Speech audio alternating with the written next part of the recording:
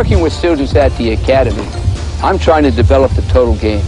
I want you to play an attacking game. But as part of the total game, I also want a weapon. And that's what Andre Agassi has. He has a big forehand weapon. Why does he have a weapon? Number one, his dad said, Andre, hit that ball. I don't care where it goes. Hit the heck at it. What makes his forehand so big? And how can his forehand help you? First of all, his position on the court is one that's very close to the baseline, and he's trying to hit the ball up on the rise. 2, Andre uses a semi-western grip. He utilizes semi-western with the hand slightly behind the racket.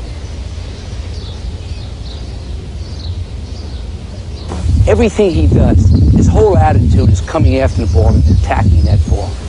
The swings are numerous. You can have a straight back, a semicircular loop, or the total loop. Andre uses the full circular swing. The benefit of this looping style backswing is its continuous motion. The drop of the racket head gives it a little extra power to go after it and really attack the ball. Next, I want you to notice the shoulder and hip rotation. That's important. And when watching Andre Agassi, he may not even move his left foot to have a partially closed stance. But what else does he do? He goes for it. He extends his racket outward towards the target and then continues to follow through with the racket head coming back slightly above the left shoulder to complete the full swing. This weight transfer and his controlled balance starts the recovery in preparation to make position for the next ball without losing any time.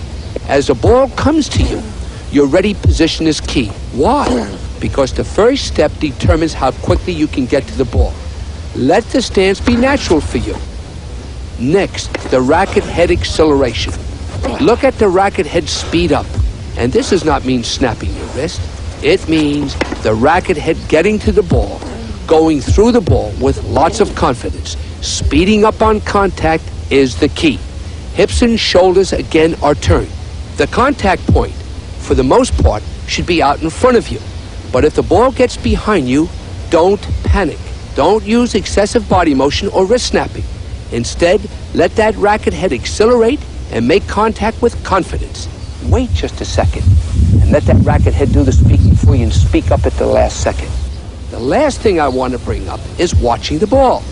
I think you should watch the ball from the time it leaves your racket, not watching the ball just when it leaves your opponent's racket. By doing this, you then can anticipate where the ball is going and what type of shot will be hit. And that will enable you to get the quick step to move forward into position to attack the next ball. In developing the weapon, you have to practice. You have to practice to be able to hit that inside-out forehand, hit the short angles, and hit the high rollers. We're going to set up targets, and we're going to make you do it till you say you can't do it. But I'm going to make you practice more. Hit thousands of those balls, and soon you're going to say, I've got it. People look at this shot, and they don't think it's an offensive one. But you'd be surprised how attacking this shot really is. It pushes your opponent way behind the baseline, which sets up a number of options you'll have after he returns it short. But again, the most important thing is consistency and depth. What I like to do here is set the tone for a match by dictating the point, especially with my forehand shot. And you'll see the depth on the first one, which sets up the short one, then I take advantage out of it and see my shot and go for it. The worst thing a player can do is be tentative when he gets his opportunity. And right when I get this short ball, I see it, with no hesitation, I go for the open court.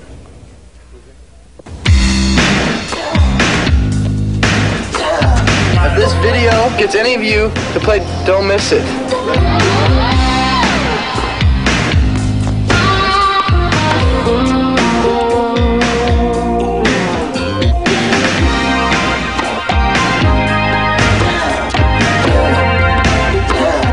I think the important thing for a tennis professional is to have absolutely no weaknesses and one strength.